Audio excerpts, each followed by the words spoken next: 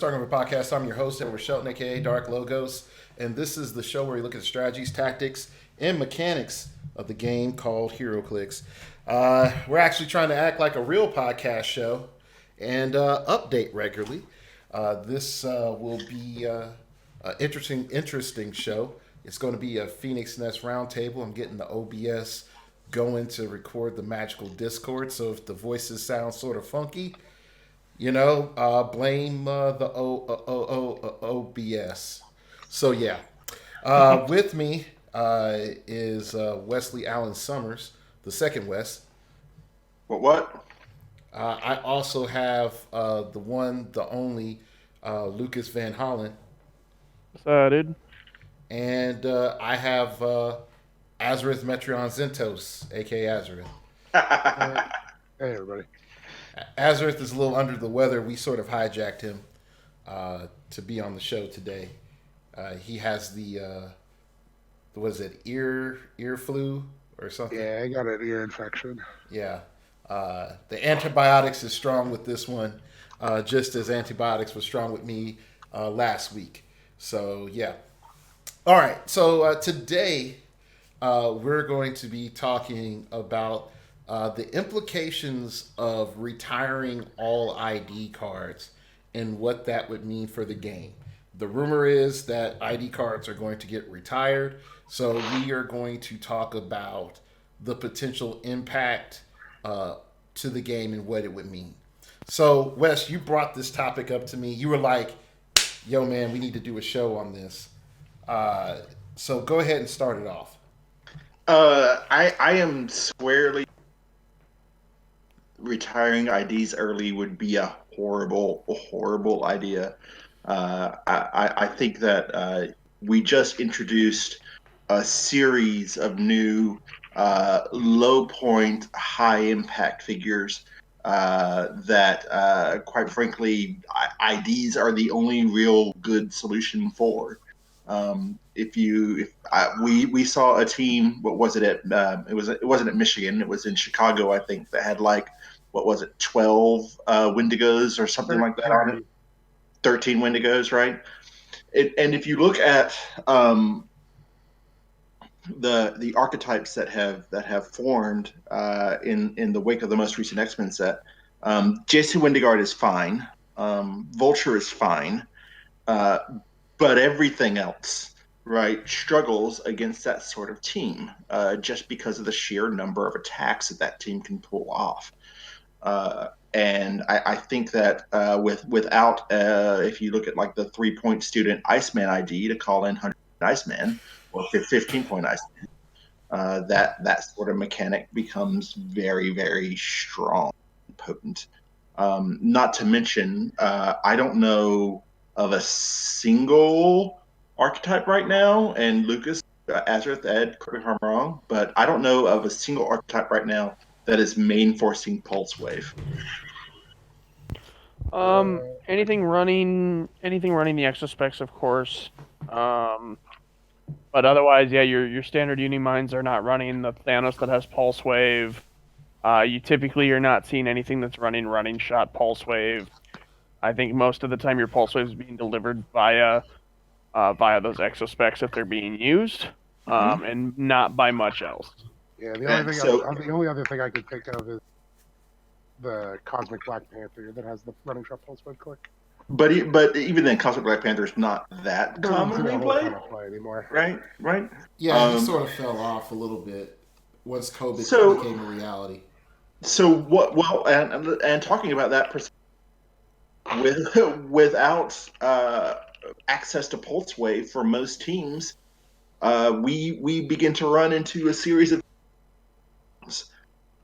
So I think right now we have some pretty nice synergy to where the Iceman ID should retire at the same time as things like the Wendigos and the Proteuses and the Sentinels.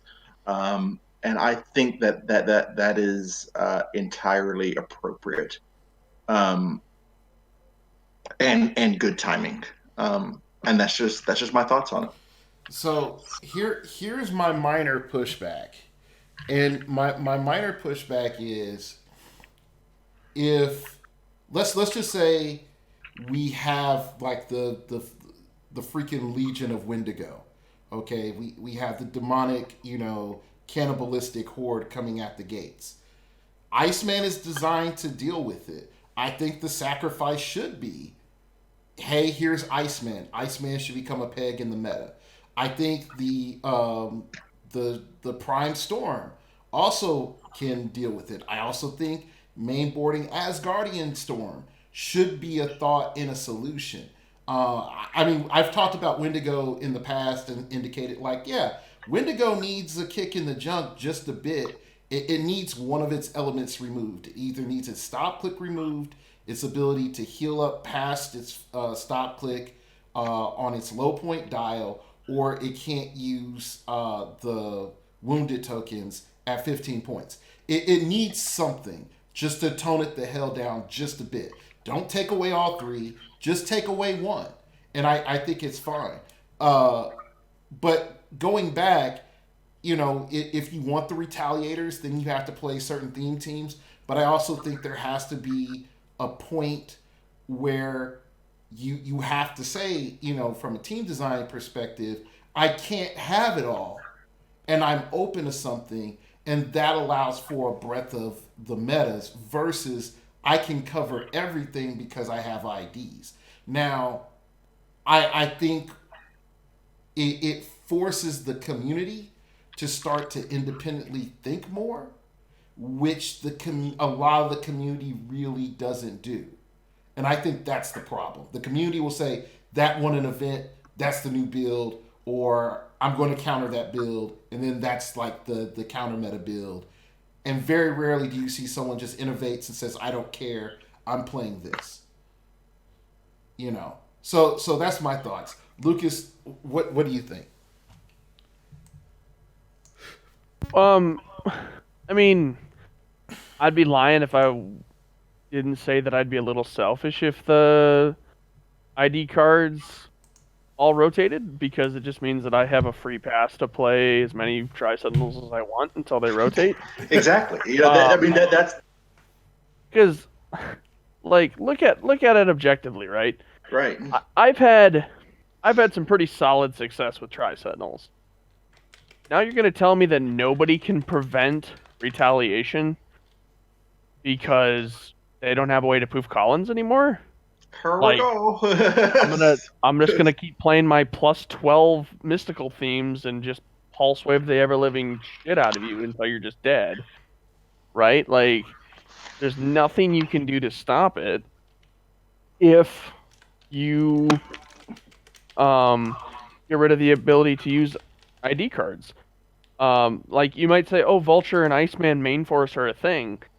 No, they're not. Is anyone playing Iceman main force? Has that? Of course not. No one's going to play Iceman main force because he is an option from an ID card. But it's just like the Hawkeye problem. When I remember this gloriously because it's one of the few times I was right. Is I remember every podcast saying Hawkeye falls out the meta because there's no team that's built for him. He's not good. Blah, blah, blah. Yakety smackety. He's going to be gone once the ID is gone. And once the ID retired, we were forced to play Hawkeye main force. And we started to make strategies to make it work. And the gamescape changed.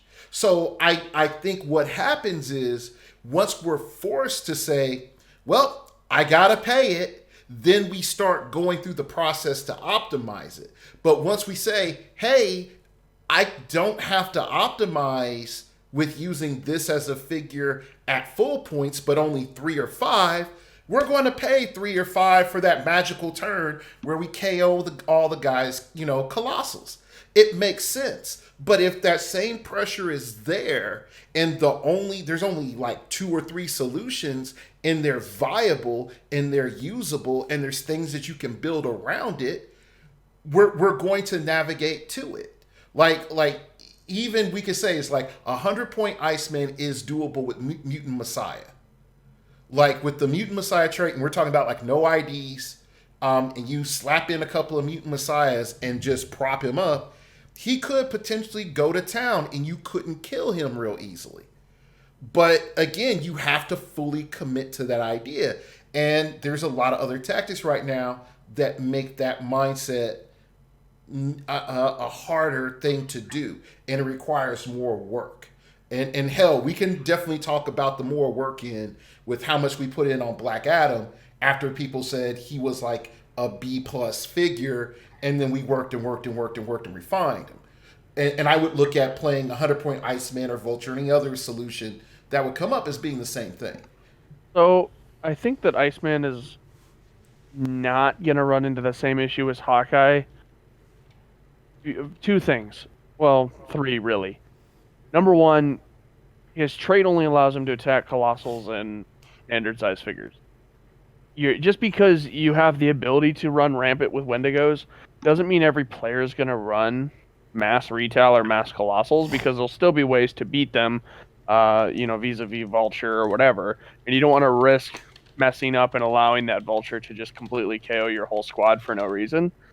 Iceman only being able to attack colossals and giants does put a damper on him when you're playing against somebody who's playing Unimind at 165 and he just can't do anything against him.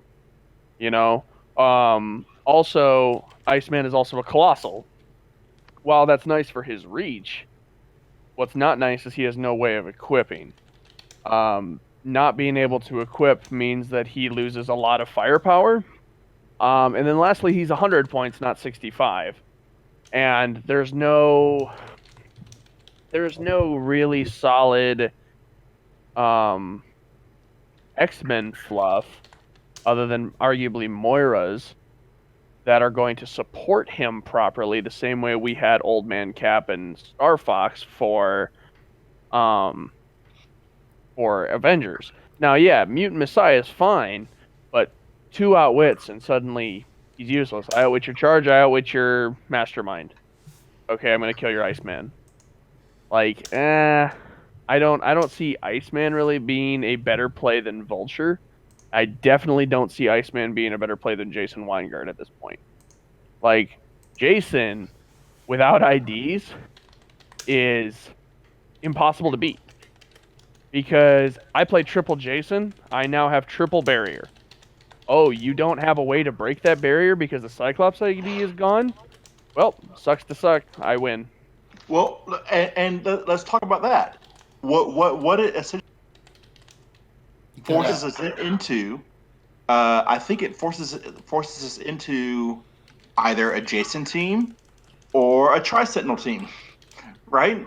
Because either we have a way to get through that barrier, or we are playing barrier, and those are the two options.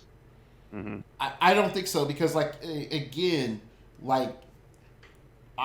think what immediately happens is we start seeing what's necessary, okay, and then we start making those adaptations to those things that are major because certain threats arose. I will say this: is 100-point Iceman going to guarantee to be the top of the top? Maybe, maybe not. But I do know it. All of a sudden, it being main force useful is a higher reality, just immediately. Not only that, if we're just sort of going back in general, if we go back in general and we say, look, the long-term conversation in Phoenix Nest has been IDs need to constantly be paired with Colossal Retal so that Colossal Retal has a counter, which at the same time just says both mechanics are not good.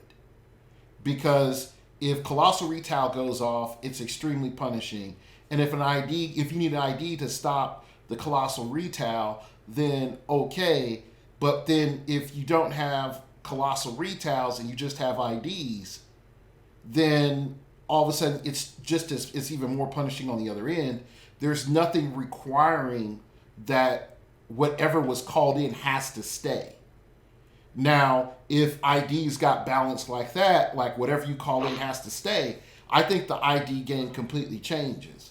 I think we see a lot less ID use. We see some ID use, and we see more stouter figures calling in IDs and higher point figures being used so that they could call in IDs. I don't see where us doing this little boy spam and little girl spam that we've been doing for a long time because we could get the characters off the map. If the characters have to stay on the map, now all of a sudden they're a risk. They're not this catch-all, and you can be punished for using it, which is what really needed to happen from the beginning, is adding some risk in there. And the problem classically was rules inflation. I mean, not rules inflation, point inflation. Now we don't have to worry about that anymore because the max points you can score is 300, and we have a 400 point mercy rule. I think you might as well just take it away from IDs. Once you call a character in, they stay on the board. That was actually a conversation I had with Lucas maybe a week and a half ago or something. With ID cards are too much reward for too little risk because of the ability to poof. That if they just put the ability of they can't go more than 5 squares away from the person that called them in, it'd be a lot more reasonable. I completely agree that ID cards need to be more risk. Okay, I hope that in my argument that no one here says that Wesley thinks that ID cards are perfect and don't need to be touched. I think that they need to be adapted 100%. That being said, I still think that they have a role to play. And for some reason, game design took an already broken mechanic and made it more broken with the rules change, and then made it even more broken with the wanted. They took a broken mechanic and then gave it a cape, and then said, you know what, you're going to be the sun 1,000 years. Wanted posters, and if we're scoring this character, we built it so that it's impossible for you to do so. To me, game design exacerbated the problem by heading in the wrong direction and make it even less risk. That being said, the concept of ID cards is strong. The concept and their impact and their necessity in the meta for diversity's sake, I don't think can really be questioned. Yeah, I equate the ID cards to a sideboard in card games where you can just kind of pack all of your silver bullet tech answers. I've never been a big fan of that in any game that I've played because I don't like a team that just has all the answers to whatever it needs. But I definitely understand like IDs are needed because of colossal retaliation, which colossal retaliation is just another problem that can be dealt with. Right. And so, and here's something that I'll say this. A long time ago, many moons had passed.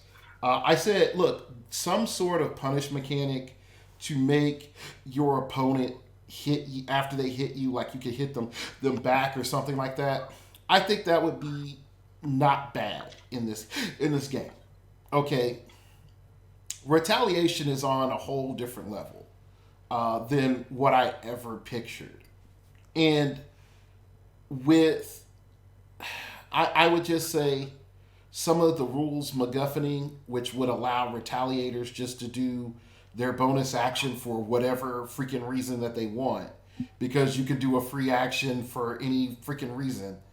Uh, I think that functionally we should, after that conversation came up and said yes they can do that, game design should have came in and just said, you know what, this just screws up everything. No, they can't. Just a hard rule.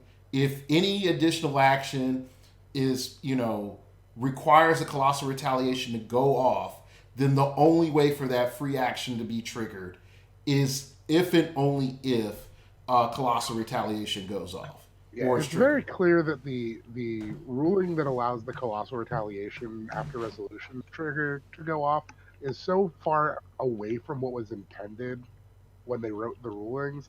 WizKids needs to just come out and say, no, this doesn't work, but they won't just come out and say it doesn't work. Well, of course not. That's in direct violation of how they've ruled things. You can't just say, "Oh, I don't want it to work this way because I don't want it to work that way." They they gave the ruling because it falls in line perfectly with how the way that they ruled actions work. But They, they can also revert rulings that they've made. They're yeah, but allowed see, that's the problem is if you revert ruling A, we'll call it ruling A. If you revert ruling A, then suddenly you invalidate other rulings because the way that they originally ruled ruling A was in direct concordance with the way that they have described how actions work and how resolutions work and how things like protected works. And now suddenly you're questioning just flat out how anything works because well they wrote a one off and now well what if they're going to do that one off? What about this one off? And that was the problem that we ran into with the rules before they changed the rules. Is it was the Wild West. Everything was worded differently. Everything was ruled differently.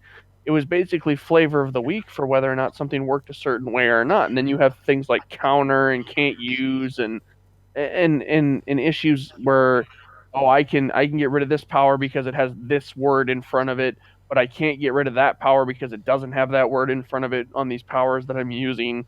Perfect example being Nick Fury's Balls of Fury's can't use versus the wording of outwit, and whether or not you can take something on the dial or off the dial, and around and around and around we go.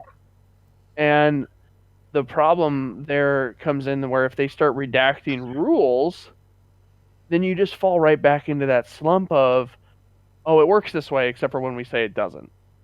And But if they they wanted just to get put a away from that. stipulation that says the colossal retaliation power cannot be activated without the trigger, it has to have the trigger. Like Well, that's how it should have to work. The only way they can do that is if they A, change the wording on how retaliation works going forward. So new figures have an updated wording similar to the way they updated the wording on the Deadpool or the Dark Phoenix Saga ones, where it says if no other character's been placed. Right. They kind of moved it back that way. It would be nice to see a Well, sure. right because to see Tri-Sentinel have to abide by the same ruling as all of the other retaliators, I think would be appropriate. Well, absolutely. But then in that way, you're doing a blanket errata to colossal retaliation : X, which you could do. That's fine, but that doesn't systemically fix the problem at hand here. That only puts a band-aid on a small issue that is pointing to a much larger issue. And that larger issue is they have severely misunderstood the way that they have worded how actions work and how actions resolve. What do you mean? Expand on that. So they have made it so that you can take a TK and destroy an object without having a target and destroy that object. You should not be able to do that.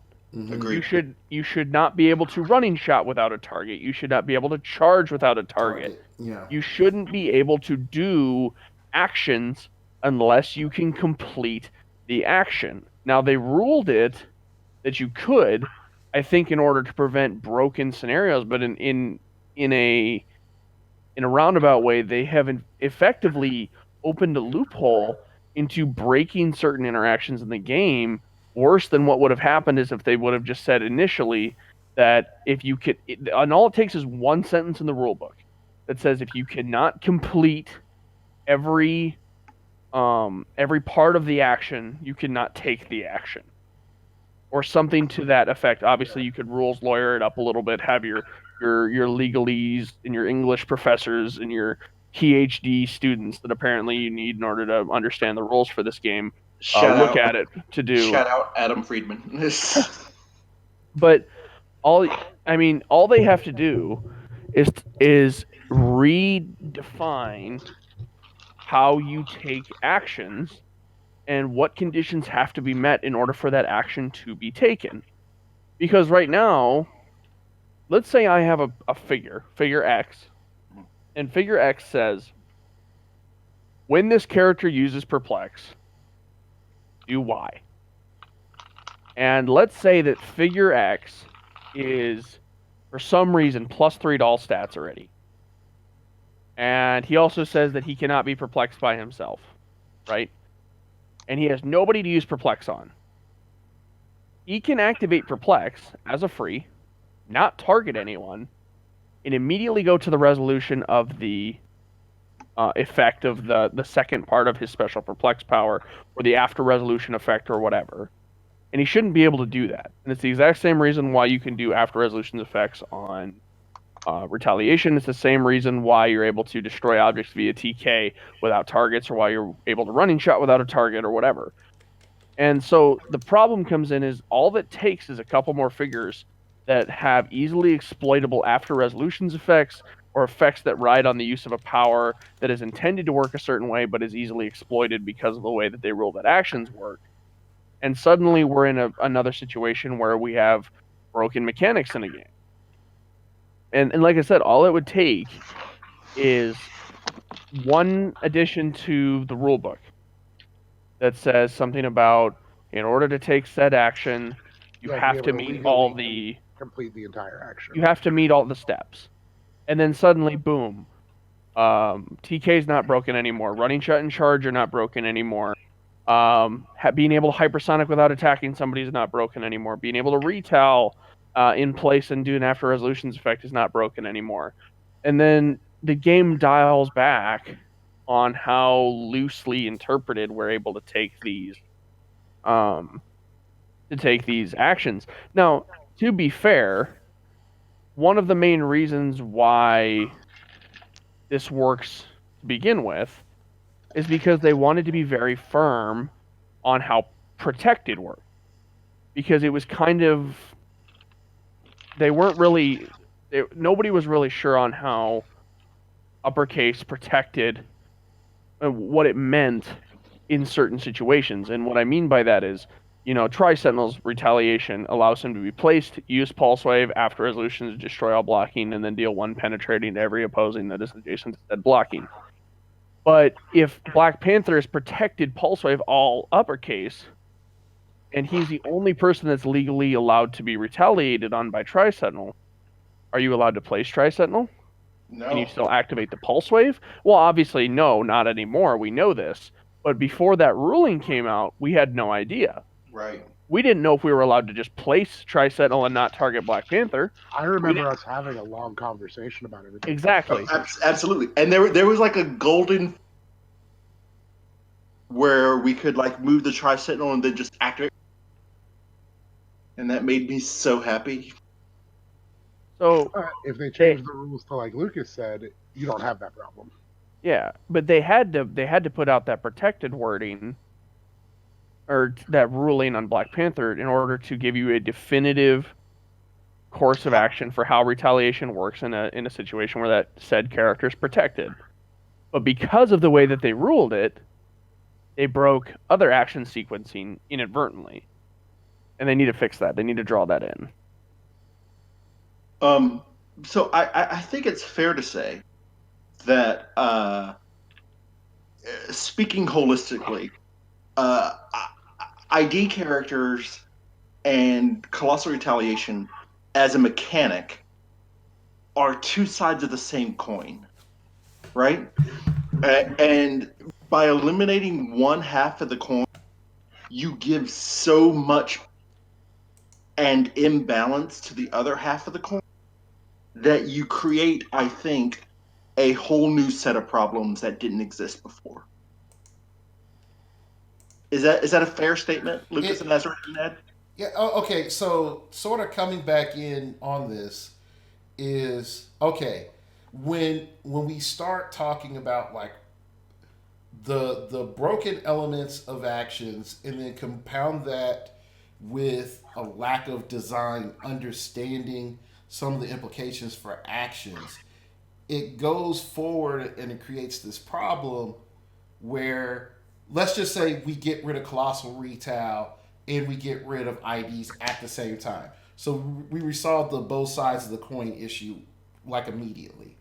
All of a sudden we have this new gaping issue which comes into 100% focus, which is objects, object point balance, and figure utility, which should be fundamental. Okay, it should be fundamental that figure utility and object balance should be the core mechanics of the game, or hell, just figure balance. Okay, and figure utility. Every figure should have a use. I'm not necessarily saying it should be top tier, but if I'm playing this theme against another theme, it should be 60-40 at worst. 40-60 at worst for my matchup. Not like 2% to 98 against, majority of the matchups.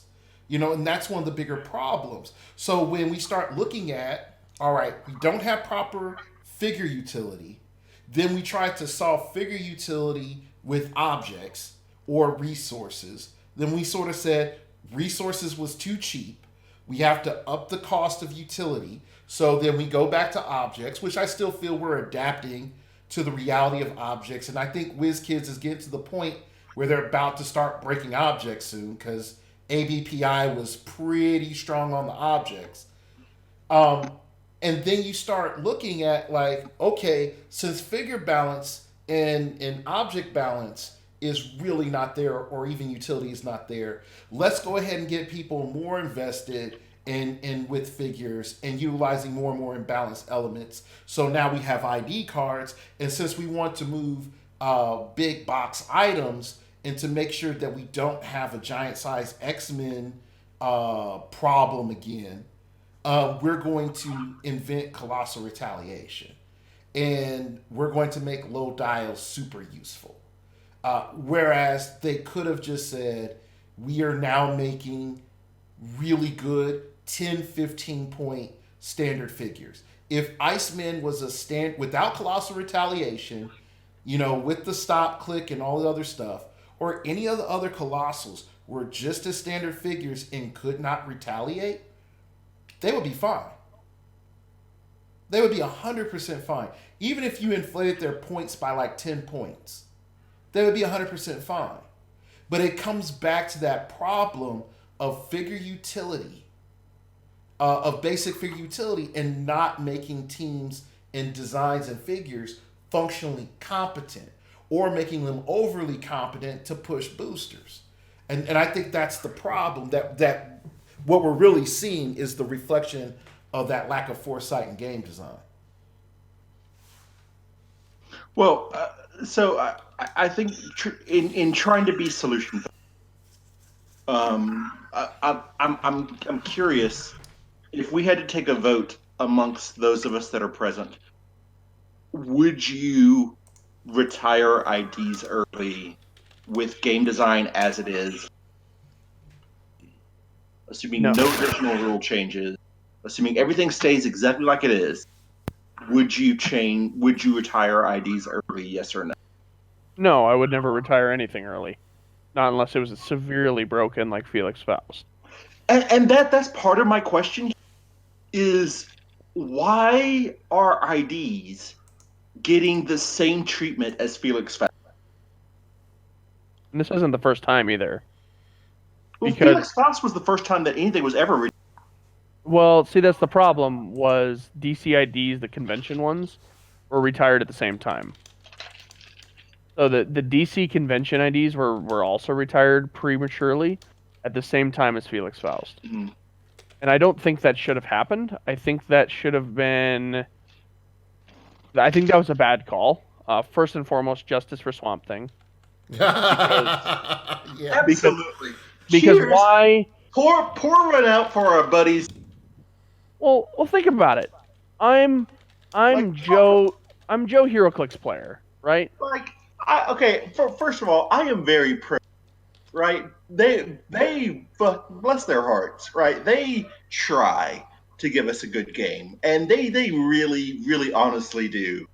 But what the fuck happened with the Swamp Thing ID? That's exactly it, right? So like, I'm Joe heroclix player. Yes. I show up to my first ever Worlds. And it's my first competitive event, and I'm super excited, and I get to play competitive heroclix for the first time. And I played a battle royal, and congratulations, Joe HeroClix player, you win a Swamp Thing ID card. Great.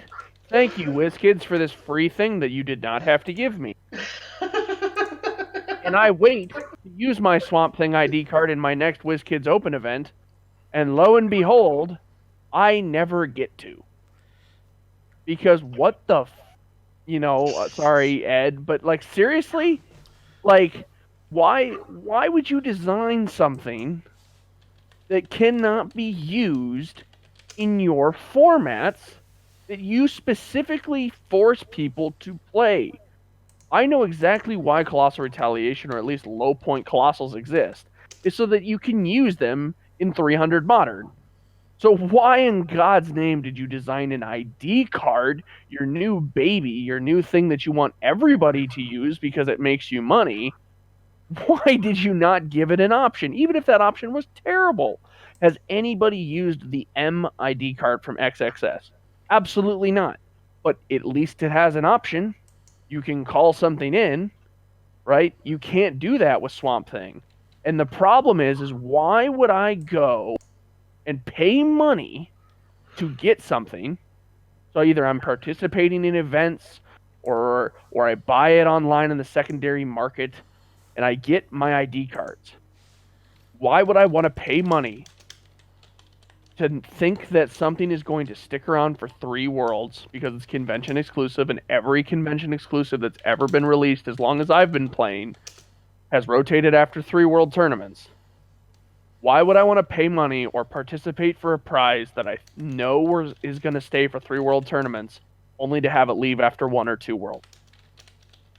What's the point? Why would I play in your summer OP events if those things that I'm winning are going to rotate out early? Why would I buy your Blackbird if the ID cards that I was promised were going to be around rotate out early?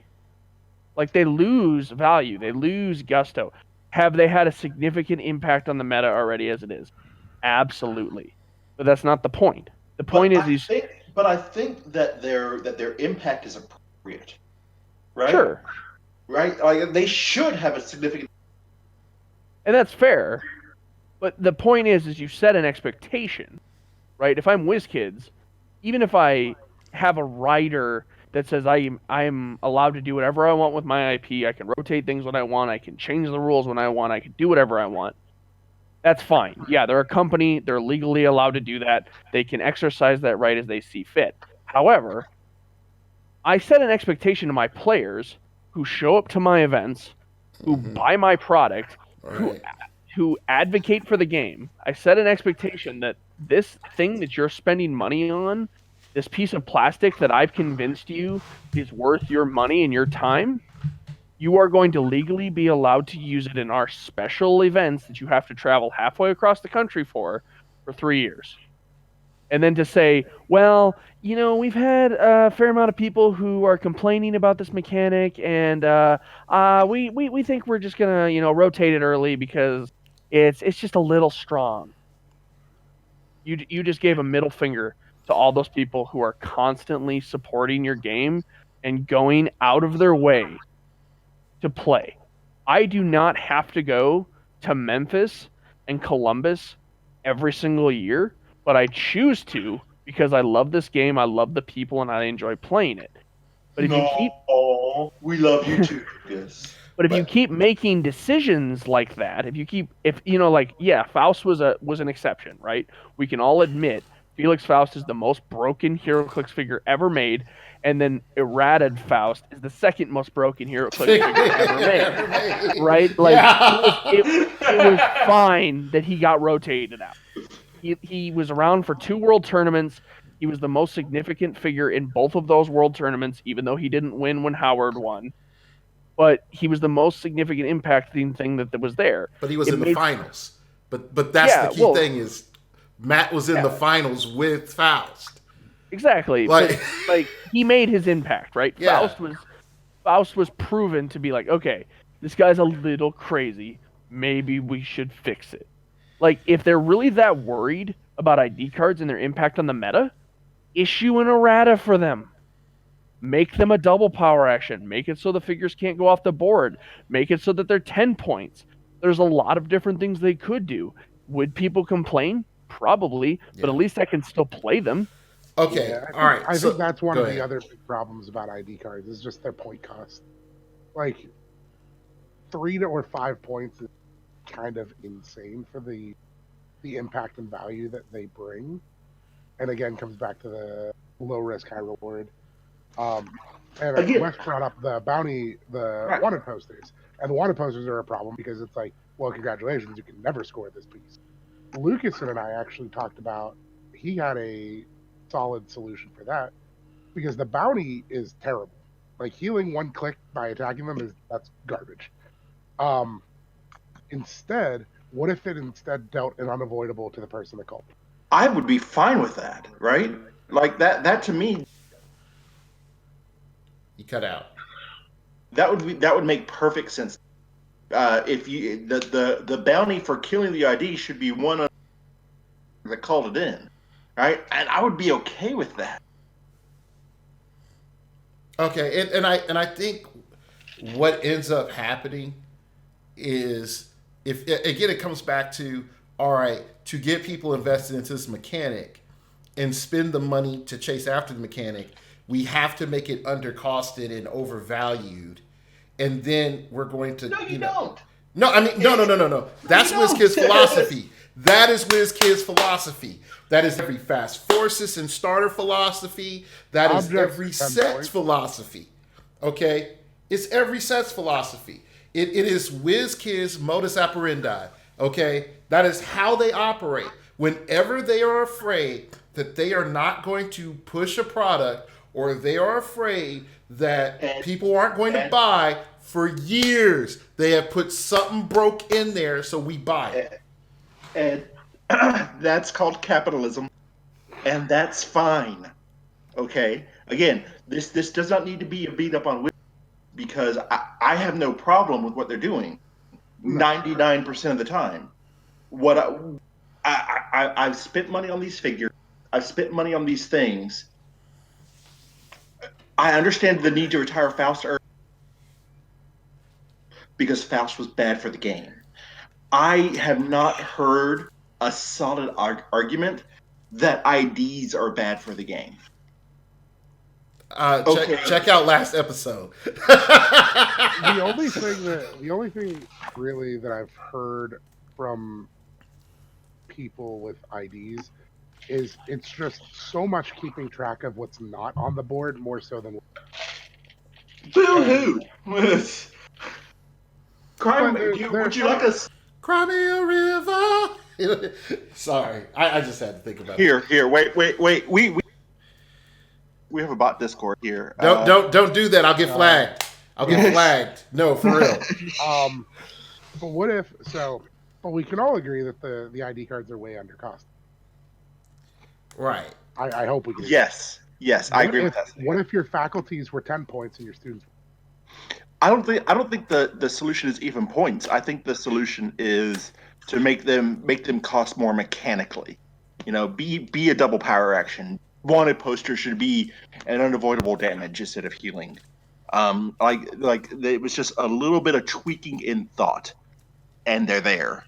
And that's all it is. I would even let's just go back and be a little bit more blunt. They're there to inspire, not attack. They come in for a turn. You call them in, no action taken. That character does not attack. If you're within 5 square of this character, you have that power. The moment you leave that 5 square aura, you cannot use that power. So if you had a character that gave you running shot and you were running shot 6 squares off, the moment you got 5 squares out, it to that 6 square, it's an illegal operation. You couldn't do it. You have to stay within 5 squares. If you're going to use outwit, you have to stay within 5 squares.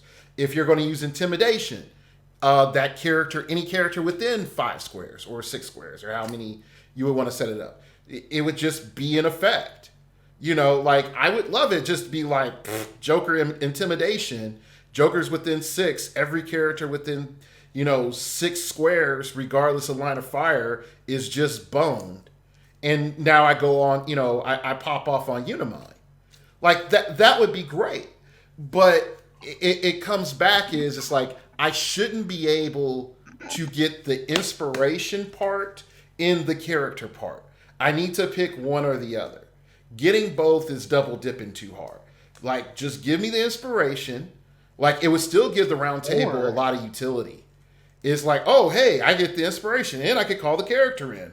Bam. Or you shouldn't get the entire power suite of the character. You shouldn't be able to get and that's the part that becomes questionable, because are we going to put it like modern mind control versus classic mind control? Because classic mind control, you got everything but the objects and feats that were attached to the character, which caused for a whole lot of hella broken. Whereas now you just get a move and an attack action. If you were able to say the same with IDs, I'm sorry, most people wouldn't play IDs. Because now you're coming back to a dark reality is 99% of the IDs we're using is specifically for the powers. It's not for the stats. Like let's not lie to ourselves. We're talking about Asgardian Storm because of her traits and because of her pulse wave. We're talking about Prime Colossus because his improved movement destroys blocking. We're talking, about super rare Cyclops from XSS because of his leadership in Perplex for X-Men and the fact that he has an insane range and precision strike. Like all the stuff stacks on, we're primarily doing all this stuff for the powers and the traits. And if we you could still use you could make it exactly like mind control. So you wouldn't have to get rid of any powers. You could effectively say this. You take a power action, you call in your figure. That figure must stay within 5 squares of the character that called it in. If either that character, the called in character, or the character that called it in, were to move more than 5 squares away or be placed more than 5 squares away, they're not allowed to do so. And then the figure that you call in is you make it exactly like mind control. You can move and then attack, or attack and then move. And you would get passive abilities like traits. So like, for example, Storm would be able to make it so you couldn't reduce their damage below her click number. Cyclops would still get his precision strike. But there'd be no poofing the call-in because you wouldn't be able to sidestep Cyclops off. You wouldn't be able to run away with the figure that called it in. But you'd still get your passive abilities, and then every figure would all of a sudden be a move and attack, which is fine. Like, that's the same philosophy when using mind control, right? The trade-off with the mind control is those figures that normally couldn't move and attack, now they can. Right? So my Sheriff Strange can move 5 squares and then shoot 8, which is fine, right? Because that Sheriff Strange doesn't get access to RCE, right? Which is okay. Like but it still gets precision strike and it still gets force blast. So I think that would be the kind of double-edged sword that you need in order to make the IDs more balanced. If you make it so they can't go more than 5 squares away, that means they're easier to score. They're more of they have more of a risk tied to them. But they can't use their powers when you call them in, but they can now move and attack or attack and move. So you could attack with them and then run it maybe behind a wall to make it harder to hit, or run it behind a barrier that you're going to create, or whatever. It makes it more dynamic, requires a lot more thought to go into utilizing these mechanically in order to make them worthwhile. You could even have another rider that says that their values can't be increased, or their values can only be increased by a maximum of +1, effectively give them the Mr. Terrific effect, or whatever you want to do. If you still feel they're too powerful, and that's fine. There's plenty of ways that they could dial back IDs without taking the butcher knife to them and just saying without getting rid of them. And they could easily issue a blanket errata to every ID. Even the Golden Age ones. That's not a problem. They can all still work that way. And then they can make sure that new IDs going forward can follow that new wording and that new ruling, which would not be hard. Like, there's plenty of IPs yet that we have not gotten in ID form, especially with the comeback of things like the Fantastic Four. We have Spider-Man family, that majority of which has not had IDs. We have things like the Sinister Syndicate that have not had them. A lot of the Thunderbolts, a lot of the Masters of Evil, and then all your DC characters that we haven't really taken the time to look at because all they've done Legion for of DC, Doom, right? yeah, Legion of Doom.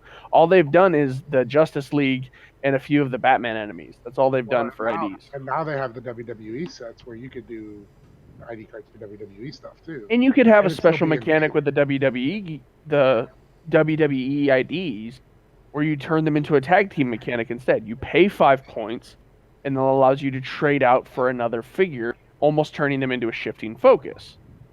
Like, you could do that. It would be very simple to do that. And that would allow you to adjust your WWE figures to be able to play almost like the teleporter, the better suited for these foes, right? If the WWE IDs were like better suited for these foes, where you pay the 5 points, and then I get to swap out my Undertaker for Macho Man Randy Savage because I need the range, that's fine. It means I'm paying points, I'm putting points on the board, so I have to be more aggressive. But at the same time, I'm not just completely boned if I get into a matchup where my opponent's team just completely counters mine. Like, that was one of the best parts of IDs, is you didn't have to worry as much about your opponent just getting into top 16 at Worlds or top 32 at Worlds, and then all of a sudden my opponent just perfectly counters my build to a point where it's physically impossible for me to lose unless they roll a 3 7 times in a row. Okay. Right? Now you say this, and I have a counter idea. And this idea, I think, might actually be a little bit more of what we were talking about, like value and everything else, and would still keep value to the ID cards. What if I just had a universal, I can bring in a character of equal or lesser value, whoever they are, I spend 10 points for that. There's no inspiration. They only can move and attack, no traits, no other silly BS. They get to just move and attack. And I can spend 10 points, and I can spend up to, let's just say, 30 points. So I can have 3 max, independent of ID cards, equal to no more than how many characters I actually have on my force. With that, just that as a mechanic, it's more expensive, no inspirations, but it's open ended, and you only can move and attack. I mean, to be honest, I think in Thomas Riker, what the future of IDs, that sideline active ability. Hold up. Pre-errata Riker or post-errata Riker? Post-errata Riker. Right? Post-errata Riker. Oh, right? man, pre-errata Riker was a hell of a Was drug. my jam. I was ready. I was there, guys. I had the match. Good. But post-errata Riker, I think is a solid way for IDs to look at moving forward. If you look at the mechanic and how it's worded and what it works, this event happens, therefore it allows this character to come in to support the team. That makes sense, right? I could see, a Falcon where if Captain America is sideline active, Captain America charges and hits an opposing character, Captain America is hit, have Falcon come in, and as long as he's not within he's within 5 squares of Captain America, then the sideline active Falcon can come in and charge something. That I think is a good mechanic. I think that's a solid mechanic, solid way for IDs to be replaced moving forward. But for right now, there's not enough of that mechanic to replace what we would lose with IDs. So not to beat a dead horse, but I think I'm a firm no on retiring IDs early. Lucas, I think you were also a firm no. Yeah, absolutely. Azareth? I'm a no, but I'm also selfishly a yes because so many teams I build are like, oh, this loses one ID. But Sure. no, for the betterment of the game, no. No. Ed. I'm with you as long as Colossal Retail works the way it does. If Colossal Retail got an overhaul, I would say just shove them all out. Like, So I think then we're in pretty unanimous consent that retiring ID with the rules understanding as it uh, is a bad idea. And quite frankly, I don't think it's worth it to go through the hubbubaloo of retiring ID. They have to make a case, and I haven't seen the case that IDs are that overpowered. I've seen, now I'll say this: we're talking at pro level. At casual level, I can see how the casual everyday player can feel that way because all of a sudden they feel like they're winning. In comes blankety blank character and reversals the whole entire stem of battle. Now they're losing. Like, Well, I that's understand solved that. with a house rule, though, right? Like My local's house rule that you can only have one ID card. winner, right? Like it's just, and I don't think that WizKids should be coming in and making universal rules where a house rule will suffice to protect the casuals. Okay, I mean that's fair. That's fair. I think the part of that comes in later on is how are you getting, do you get the casuals into the competitive scene? And realistically, I sort of feel like the more that I play competitive, I feel like getting into the competitive scene is sort of like pickup. It's like you go out and you approach 10 women and you're bound to get one or two numbers, and then out of your batch of numbers, maybe 50% are legit. So like I feel like it's like that. Like you go through like 100 to maybe 200 casuals before you get a pro player, and it maybe you feel like a little Well, that's exhausted. what I was gonna say. I mean, we can pretty much agree that a majority of the people that play heroclix do not play competitive. Right. Like the competitive scene is small, as big as the game is, and so I think even some of the changes that they've made overall for the game, even some erratas are just like, oh, the casual people complained a bit, so we got to get rid of that. But Back on the ID cards. Now here's going to be the interesting question. So not retiring them early. What does the ID scene look like when all of the super powerful ID figures from XXS are gone? oh, it calms the hell down. Exactly. Oh, it calms the hell down a lot. And all of the ID cards from XXS are gone. It calms the hell down because now what ends up happening, you have Rogue, you have Psylocke, you still have the wanted posters, okay? You have the Professor X Colossus. huh? To be honest, I don't think that I don't think it changes that much. What it changes is having double stops, double storm, Double Gene. double genes. No, you still have Double Gene, sort of. No, you don't. Yeah, you do, because you have Jean Grey from the Jet, and then you have the Wanted Phoenix. She's not a Wanted Phoenix. Wanted Rachel does not bring in a Jean Grey ID. You sure? Rachel brings in Phoenix, but Phoenix is Rachel Summers. Let me check. Can bring in Is the Marvel Girl. I can't bring in Jean Grey. Oh, okay. What's up, Isaac? But Marvel Girl rotates. Exactly. Isaac, how are you, buddy? Oh, doing pretty well. Yeah, Good to see you, fam. Isaac coming in on the podcast at the last minute into our Discord. It's all good. It's all good. Yeah, so we lose Chase Jean from X, it says. Cyclops Wolverine, Brood X, Professor X. I mean, just right there, that's a huge bit of a call in. Then you lose all of the student and lose the good Banshee call in. You lose all of the ID card, And to go with them go a lot of Retaliators. The Retaliate.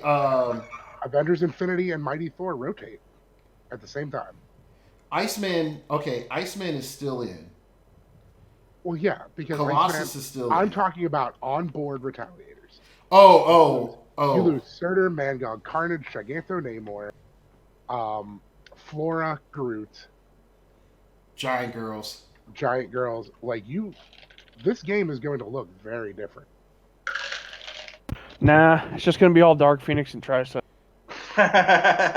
No, I actually think that's more legit than we think, because I'm not going to talk about that.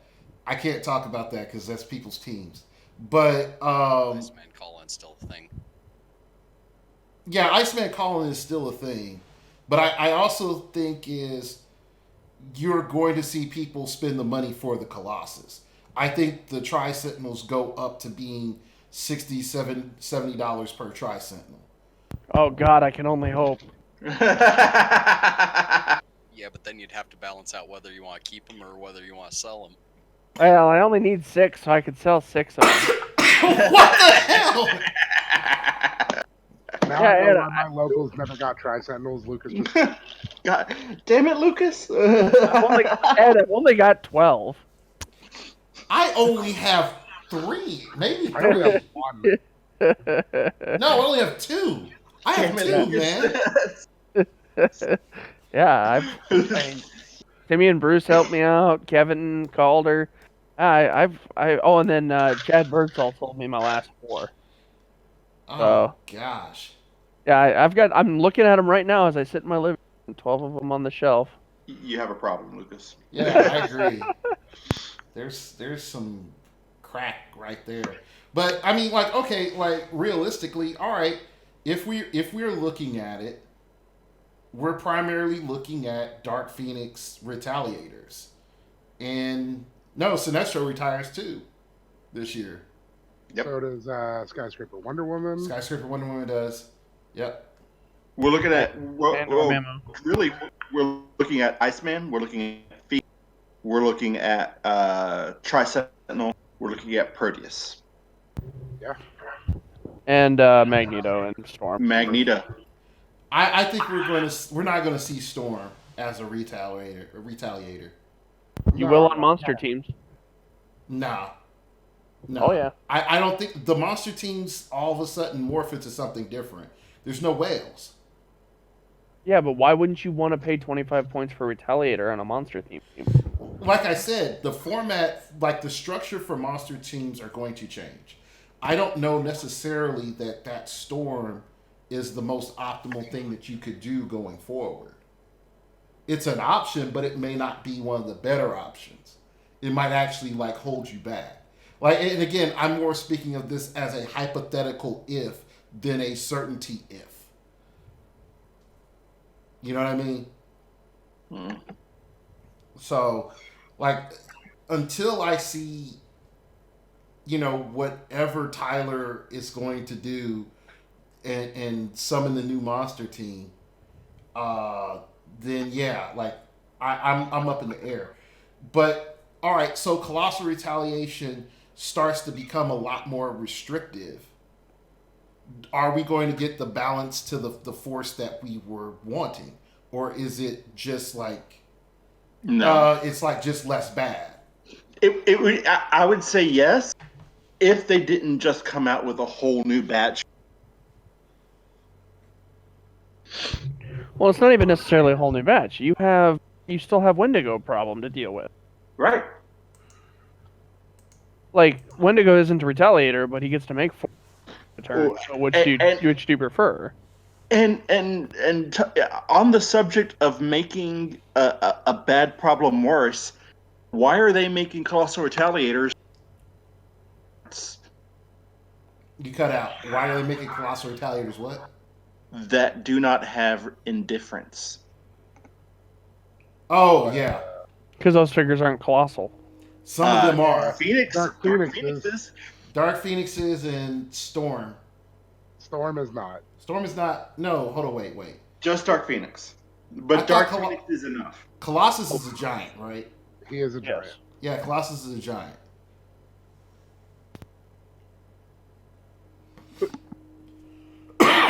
No, I agree with the colossal difference, the issue. I think also it just comes down as they wanted them to function on X-Men teams and give that oomph and kick to X-Men teams, which I don't blame them. But Yeah, it comes except they back gave to Dark Phoenix Cosmic. Hmm? Except they gave Dark Phoenix the Cosmic key. Yeah, because it's whiz It kids. makes sense. Like, thematically, it makes sense. But they wanted it to boost X-Men, and it just makes...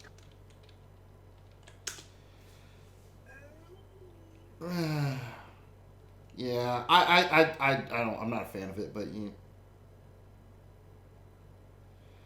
But all right. So wrapping everything up. Any additional comments anyone has on today's show? I'll I can't start wait with for rotation. Azareth. I can't wait for rotation. Can't wait for rotation. How about you, Lucas? Nah, I got nothing right now. All right, Wes. Wes. Good talk, Wes. Good. Yeah. All right. So I think Wes dropped.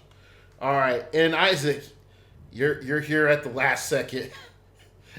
you have any 2 cents? Just blindly you want to throw it to the wind? Buy Tri-Sentinels now. Buy Tri-Sentinels now. Welcome to Starting Over Podcast, giving you your heroclix investment advice. All right.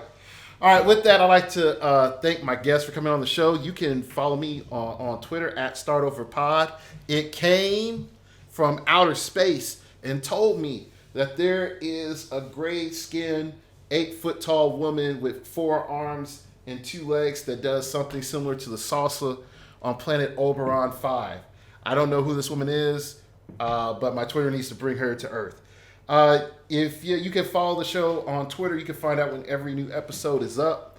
I'm trying to go back and check it and get it to line up right. Sometimes it's working, sometimes it's not. You can email me at startingoverpodcast@gmail.com. That's startingoverpodcast@gmail.com. If you wish to opine, keep it piffy, keep it interesting, keep it awesome, baby. And last but not least, you can donate to the show at startingoverpodcast.blogspot.com. Everything you donate helps make the show better. I'd like to thank all my friends for being on. This is a Phoenix Nest roundtable, so to speak. So like always, we all have to remember, we all have to start over.